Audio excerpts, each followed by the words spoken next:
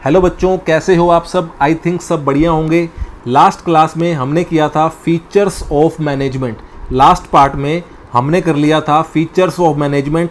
Management के क्या objective हैं इसे डिस्कस करेंगे हम इस वीडियो में, इस क्लास में। ये भी इम्पोर्टेंट है, एग्ज़ाम के पर्सपेक्टिव से कई बार आ चुका है, केस स्टडीज़ में भी इसका रेफरेंस आता है, तो आपको अच्छे से समझना है what are the various objectives of management.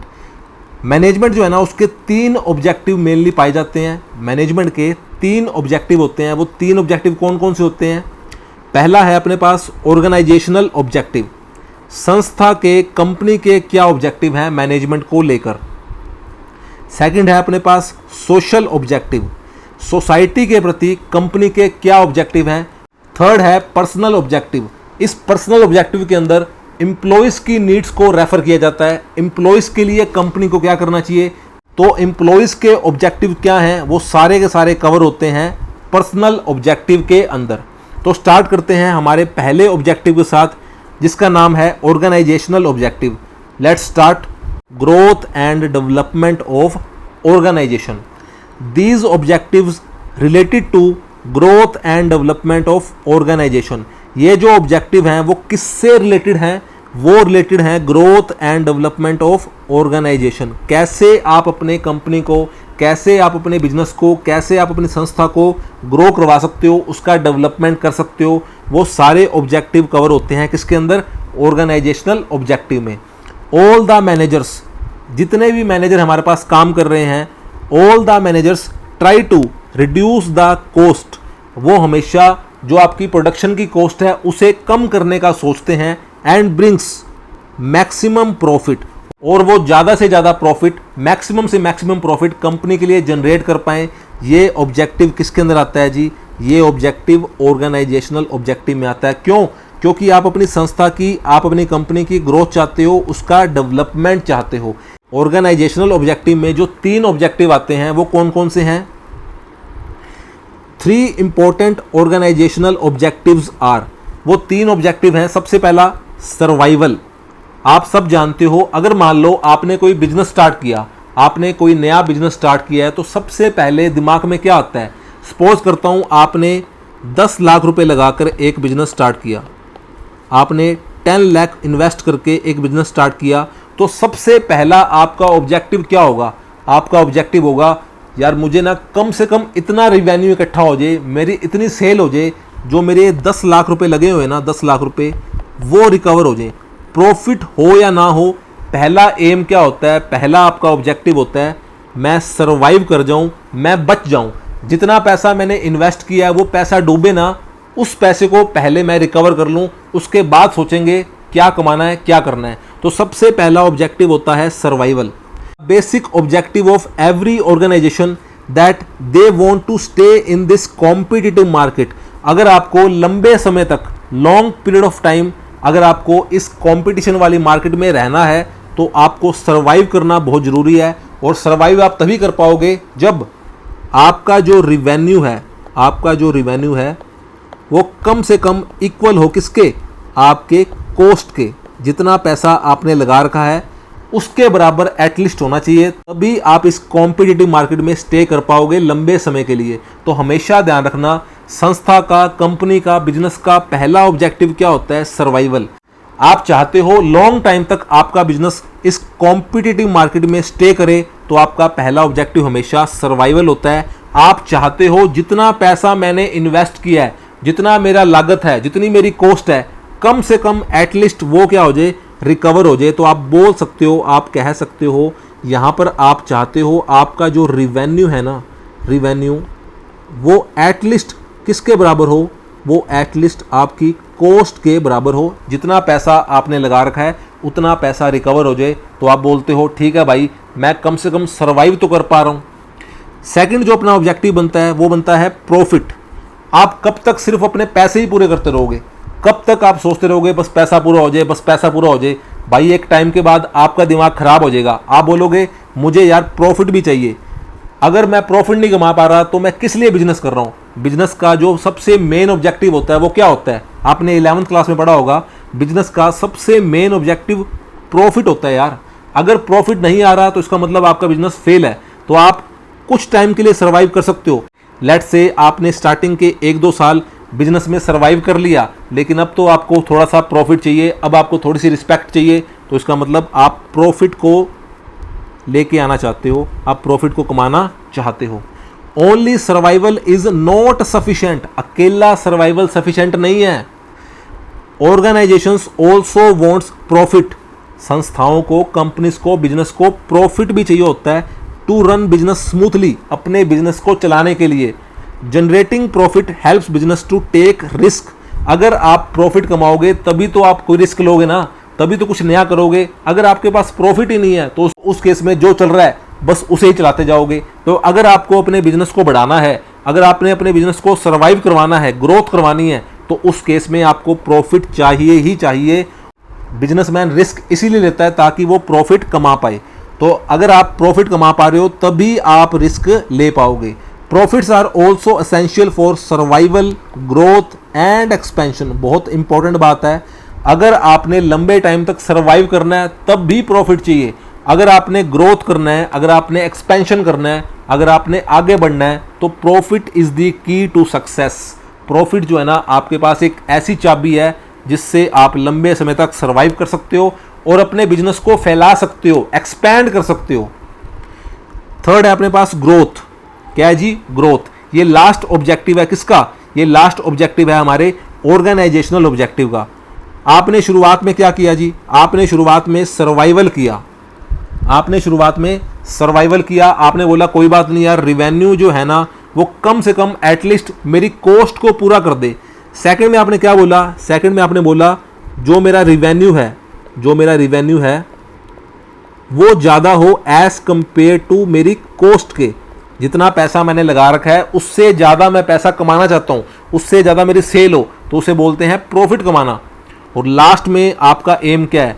आपका शुरुआत में छोटा बिजनेस था, आपने सर्वाइव किया, फिर आपने कुछ प्रॉफिट कमाया, अब आप चाहते हो आपका बिजनेस करना एक बहुत बड़ा रुतबा बन जाए, आपके बिजनेस को हर लोग जाने, सिर्फ इंडिया में नहीं, USA, Australia, Canada, foreign countries में। तो आप चाहते हो, आप अपने बिजनेस को एक्सपैंड करना चाहते हो, उसकी ग्रोथ करना चाहते हो, तो इसे बोलते हैं ग्रोथ। ये है अपना बिजनेस का, हमारे ऑर्गेनाइजेशनल ऑब्जेक्टिव का थर्ड ऑब्जेक्टिव जो है ग्रोथ।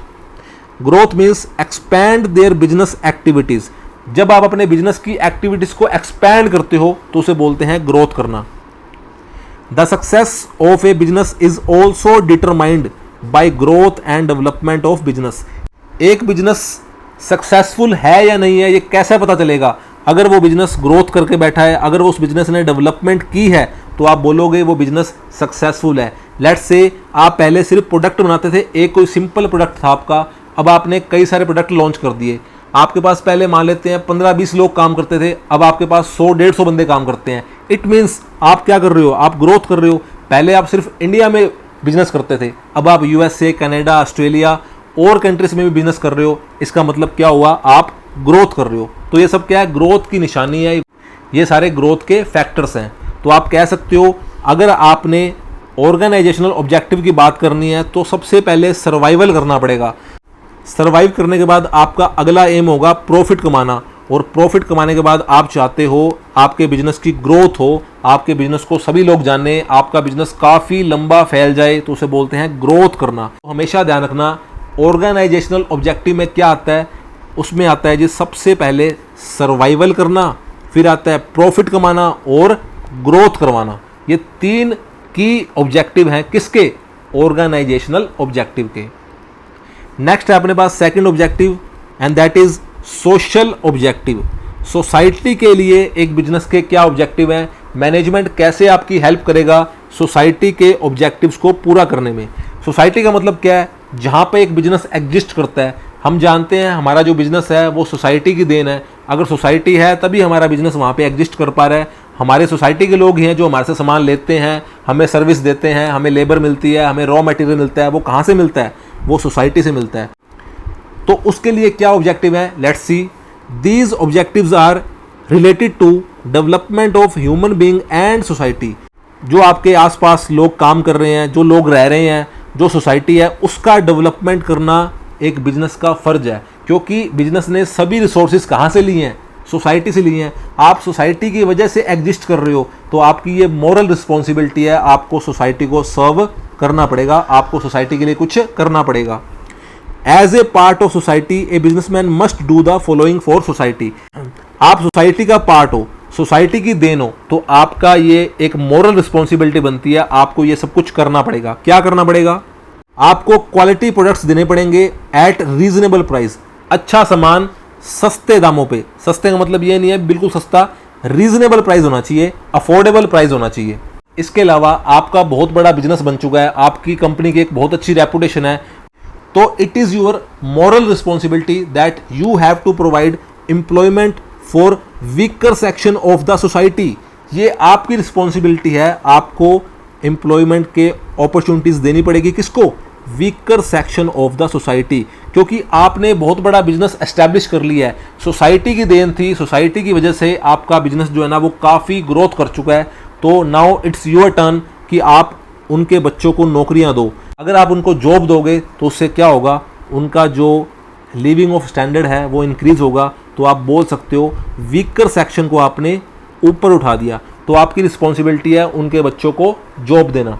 इसके अलावा जो भी मेथड्स होंगे आपके एक प्रोडक्शन के, वो एनवायरमेंटल फ्रेंडली होने चाहिए। ऐसा ना हो अपने फ़ायदे के लिए आप एनवायरमेंट का नुकसान कर रहे हो, सोसाइटी का नुकसान कर रहे हो। तो जो भी आपके मेथड्स होंगे वो सभी के सभी एनवायरमेंटल फ्रेंडली होने चाहिए, सोसाइटी के ऊपर उसका कोई भी नेगेटिव इम्पैक्ट ना पड़े, बैड इम्पैक्ट ना पड़े। इसके अलावा आपको पार्टिसिपेट करना पड़ेगा सोशल एक्टिविटीज़ में, जो समाज की भलाई के लिए एक्टिविटीज़ हो रही हैं उसके अंदर आपको पार्टिसिपेट करना पड़ेगा। कुछ आपको डोनेशन वगैरह करना चाहिए, सोसाइटी की जो एक्टिविटीज़ हैं, सोशल जो एक्टिविटीज़ हैं उसके अंदर आपको पार्टिसिपेशन लेना पड़ेगा। इसके अलावा आपका एथिकल कोड ऑफ कंडक्ट होना चाहिए, आपका काम करने का तरीका है ना वो बिल्कुल एथिकल होना चाहिए, बिल्कुल रीजनेबल होना चाहिए। ऐसे ना हो भी आप अपने फ़ायदे के लिए कुछ भी कर रहे हो, आपका जो बिहेवियर है, आपका जो कोड ऑफ कंडक्ट है बिल्कुल एथिकल होना चाहिए, बिल्कुल जेन्युइन होना चाहिए।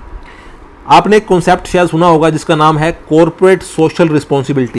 इसका मतलब होता है कंपनीज को अपने प्रॉफिट्स का कुछ परसेंटेज सोसाइटी के लिए डोनेट करना पड़ता है। तो आप कह सकते हो कंपनीज को अपने प्रॉफिट का कुछ एक परसेंट सोसाइटी के लिए इन्वेस्ट करना पड़ता है, सोसाइटी के ऊपर खर्च करना पड़ता है, सोशल एक्टिविटीज़ में खर्च करना पड़ता है। तो ये हो गए अपने सोशल ऑब्जेक्टिव। लास्ट ऑब्जेक्टिव जो है वो है पर्सनल ऑब्जेक्टिव, और ये जो पर्सनल ऑब्जेक्टिव होते हैं वो होते हैं मेनली हमारे एम्प्लॉयज़ के लिए। जो एम्प्लॉयज़ हमारे पास काम कर रहे हैं उनके प्रति हमारे क्या ऑब्जेक्टिव हैं वो सब कवर होते हैं किसके अंदर? पर्सनल ऑब्जेक्टिव के अंदर। आप सब जानते हो employees are the most important asset of an organisation. संस्था का सबसे इंपॉर्टेंट असेट क्या है? वहाँ पे जो लोग काम कर रहे हैं, वहाँ की जो टीम है, वहाँ के जो एम्प्लॉयज़ हैं, वहाँ के जो वर्कर्स हैं, वो सबसे ज़्यादा इंपॉर्टेंट है। अगर वो अपना 100% कॉन्ट्रीब्यूशन देंगे तभी आप ग्रो कर पाओगे, तभी आपका बिजनेस आगे जाएगा। क्योंकि आपके जो ऑब्जेक्टिव हैं with the help of staff, with the help of workers, members, managers, तभी वो पॉसिबल होगा अगर सब मिलके आपके लिए काम करेंगे। तो ये आपकी रिस्पॉन्सिबिलिटी है, आपके जो सबसे ज़्यादा इंपॉर्टेंट असेट्स हैं, मतलब जो आपके एम्प्लॉयज़ हैं, जो भी रिक्वायरमेंट्स हैं उनको आपको पूरा करना पड़ेगा, उनको आपको एक हैंडसम सैलरी देनी पड़ेगी, जो भी उनकी रिक्वायरमेंट्स हैं, जो भी उनकी डिमांड्स हैं उसको सुनना पड़ेगा। तो ये सब कवर होते हैं किसमें? पर्सनल ऑब्जेक्टिव्स के अंदर। तो आओ देखते हैं। So taking care of employee is an objective. अपने एम्प्लॉय का ध्यान रखना एक ऑब्जेक्टिव है। कौन कौन से काम आपको करने चाहिए? आपको अपने एम्प्लॉयज़ को कॉम्पिटिटिव सैलरी देनी चाहिए ताकि वो अपनी फाइनेंशियल नीड्स को पूरा कर पाए। एक ऐसी सैलरी आपको देनी पड़ेगी जिससे वो अपनी फाइनेंशियल नीड्स को पूरा कर पाए, अपने जो परिवार का खर्चा है उसे पूरा कर पाए। इसके अलावा उसकी ग्रोथ, उसकी डेवलपमेंट भी आपका ही ऑब्जेक्टिव है। आपको पता होना चाहिए आपके पास जो वर्कर काम कर रहा है उसकी ग्रोथ मैंने करवानी है, उसकी डेवलपमेंट भी मैंने करवानी है। जो भी वर्कर, जो भी एम्प्लॉय आपके पास काम कर रहा है उसकी ग्रोथ, उसकी डेवलपमेंट भी आपकी जिम्मेवारी है। इसके अलावा जो भी लोग आपके पास काम कर रहे हैं उनकी रिस्पेक्ट करना, उनको रिकॉग्नाइजेशन देना, उनकी पहचान बनाना, ये भी रिस्पॉन्सिबिलिटी आपके बिजनेस की है, आपकी कंपनी की है। जो भी एम्प्लॉयज़ आपके पास काम कर रहे हैं, जो भी वर्कर्स आपके पास काम कर रहे हैं, उनको हेल्दी वर्किंग कंडीशन प्रोवाइड करवाना, ये भी आपकी रिस्पॉन्सिबिलिटी है, ये भी आपका ऑब्जेक्टिव है। तो पर्सनल ऑब्जेक्टिव में क्या क्या कवर होता है? आपने अपने एम्प्लॉयज़ को अच्छी सैलरी देनी है ताकि वो अपनी फाइनेंशियल नीड्स को पूरा कर पाए। आपने उनका ग्रोथ करवाना है, उनका डेवलपमेंट करवाना है, उनको रिस्पेक्ट देनी है, उनको रिकॉग्नाइजेशन देना है, पहचान देनी है और काम करने के लिए एक अच्छा वर्किंग कंडीशन देना है ताकि वो आराम से काम कर पाएँ, टेंशन फ्री काम कर पाएँ, उनको दिक्कत परेशानी ना आए। तो ये 3 ऑब्जेक्टिव हो गए अपने किसके, ये 3 ऑब्जेक्टिव हो गए अपने मैनेजमेंट के। पहला था ऑर्गेनाइजेशनल ऑब्जेक्टिव जिसमें आता है सर्वाइवल, प्रॉफिट, ग्रोथ, और उसके अलावा हमने सेकंड पढ़ा सोशल ऑब्जेक्टिव, सोसाइटी के प्रति बिजनेस के क्या ऑब्जेक्टिव हैं वो सब उसमें कवर हो गए थे। और लास्ट हमने पढ़ा पर्सनल ऑब्जेक्टिव जो एम्प्लॉइज के नीड्स की बात करता है। तो इसी के साथ ऑब्जेक्टिव्स ऑफ मैनेजमेंट कंप्लीट होते हैं। आपको अच्छे से समझ आ गया होगा आई होप। तो आपको उसको अच्छे से करना है। एक बार हम कल वाला रिवाइज कर लेते हैं जो हमने कल किया था। कल हमने किया था फीचर्स ऑफ मैनेजमेंट। आपको याद होगा मैंने इसके लिए आपको कोड वर्ड दिया था, जीजी ने सीडीपी मल्टीपल, गौतम गंभीर ने कोल्ड ड्रिंक पी मल्टीपल। तो पहला जी क्या था, गोल ओरिएंटेड प्रोसेस। हम मैनेजमेंट का यूज क्यों करते हैं, ताकि हम अपने गोल्स को अचीव कर पाएं। इसके अलावा कॉन्टिन्यूस प्रोसेस, मैनेजमेंट एक लगातार चलने वाला नेवर एंडिंग प्रोसेस है। एक गोल अचीव हो गया तो आप नेक्स्ट गोल के लिए काम पे लग जाओगे। आप पहले प्लानिंग करोगे, फिर आप ऑर्गेनाइजिंग करोगे, फिर आप स्टाफिंग करोगे, फिर आप डायरेक्टिंग करोगे, फिर आप कंट्रोलिंग करोगे। तो ये जो प्रोसेस है वो चलता जाएगा, नेवर एंडिंग प्रोसेस है। इसके अलावा मैनेजमेंट ग्रुप एक्टिविटी होता है। आप जानते हो अकेला इंसान मैनेजमेंट के सभी फंक्शंस को परफॉर्म नहीं कर सकता, उसे एक टीम चाहिए होती है, तो उसे बोलते हैं ग्रुप एक्टिविटी। इसके अलावा मैनेजमेंट इनटेंजिबल फोर्स होता है। ये कोई ऐसी चीज नहीं है जिसको तुम देख सकते हो, जिसको तुम टच कर सकते हो। ये एक ऐसा कॉन्सेप्ट है, ये एक ऐसा फिनोमेना है जिसे तुम सिर्फ फील कर सकते हो, ना कि तुम उसे टच कर सकते हो, ना ही तुम उसे देख सकते हो। इसके अलावा मैनेजमेंट क्या होता है, डायनामिक होता है। आप जानते हो एक्सटर्नल एनवायरनमेंट में जो भी चेंज आता है उसे हमारे इंटरनल एनवायरनमेंट में अडॉप्ट करवाने का काम किसका होता है, मैनेजमेंट का। नेक्स्ट था परवेसिव, मीन्स एट एवरीवेयर।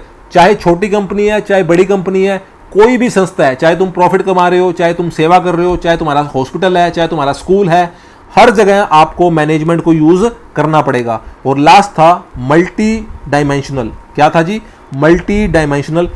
इसमें 3 डायमेंशंस थे। पहला था मैनेजमेंट ऑफ वर्क, अपने काम को पहचानो। मैनेजमेंट ऑफ पीपल, काम को करने के लिए जो टीम चाहिए उसे इकट्ठा करो और उसकी सपोर्ट से अपने संस्था के गोल्स को अचीव करो। और लास्ट था मैनेजमेंट ऑफ ऑपरेशन, अपने काम को स्टार्ट करो। ऑपरेटिंग साइकिल की बात यहाँ पर होती थी, याद होगा आपको, कल हमने किया था। आज हमने किया ऑब्जेक्टिव्स ऑफ मैनेजमेंट, उसे भी एक बार रिवाइज कर लेते हैं। 3 तरह के ऑब्जेक्टिव होते हैं मैनेजमेंट के। पहला है ऑर्गेनाइजेशनल ऑब्जेक्टिव, सेकंड था सोशल ऑब्जेक्टिव और लास्ट था पर्सनल ऑब्जेक्टिव। ऑर्गेनाइजेशनल ऑब्जेक्टिव में कौन से ऑब्जेक्टिव आते हैं, कंपनी के ग्रोथ एंड डेवलपमेंट के ऑब्जेक्टिव सब इसमें कवर होते हैं। पहला ऑब्जेक्टिव है सर्वाइवल।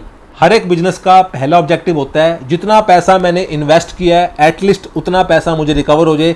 इसे बोलते हैं क्या, आप इतना रिवेन्यू जनरेट कर लो कि आपकी जो कॉस्ट है वो रिकवर हो जाए, आपका जो पैसा लगा हुआ है, आपकी जो लागत है वो रिकवर हो जाए। सेकंड ऑब्जेक्टिव था प्रॉफिट।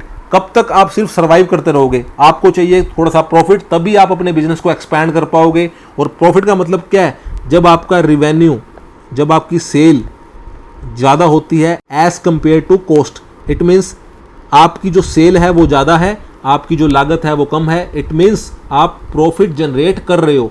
और लास्ट ऑब्जेक्टिव था ग्रोथ। ग्रोथ का मतलब क्या होता है, आपने पहले बिजनेस सिर्फ इंडिया में किया होता, अब आप चाहते हो अपना बिजनेस यूएसए, कनाडा, ऑस्ट्रेलिया और कंट्रीज में भी एक्सपैंड करना चाहते हो। तो ये सब कुछ क्या है, ग्रोथ है। आपने नई ब्रांचेस खोल दी, आपने और प्रोडक्ट लॉन्च कर दिए, आपने अपने स्केल जो है उसको इंक्रीज कर दिया, आपने अपनी एक्टिविटीज को एक्सपैंड कर दिया, डाइवर्सिफिकेशन कर दिया, एम्प्लॉइज का नंबर बढ़ा दिया। इट मीन्स आप क्या कर रहे हो, ग्रोथ कर रहे हो। तो ऑर्गेनाइजेशनल ऑब्जेक्टिव में 3 आते हैं। पहला है सर्वाइवल, सेकंड है प्रॉफिट और लास्ट है ग्रोथ।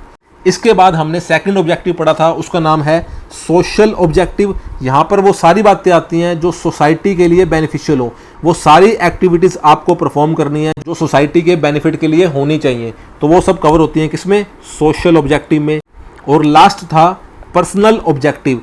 यहाँ पर एम्प्लॉयज़ की नीड्स की बात होती है, एम्प्लॉयज़ के वेलफेयर की, एम्प्लॉयज़ के डेवलपमेंट की बात होती है। उसे आपने एक कॉम्पिटिटिव सैलरी देनी है, उसे आपने क्या नाम अच्छा माहौल देना है, आपने उसके बच्चों के लिए कुछ करना है। ये सब कुछ किस में कवर होता है, ये सब कुछ कवर होता है पर्सनल ऑब्जेक्टिव में। तो आई थिंक आपको समझ आ गया होगा what are the various objectives of management. हमने बहुत अच्छे से किया, काफ़ी डिटेल में किया। आई होप आपको समझ आ गया होगा। नेक्स्ट पार्ट में मिलेंगे और करेंगे इंपॉर्टेंस ऑफ मैनेजमेंट। तब तक के लिए all the best, keep studying, अच्छे नंबर आने वाले हैं। Thank you.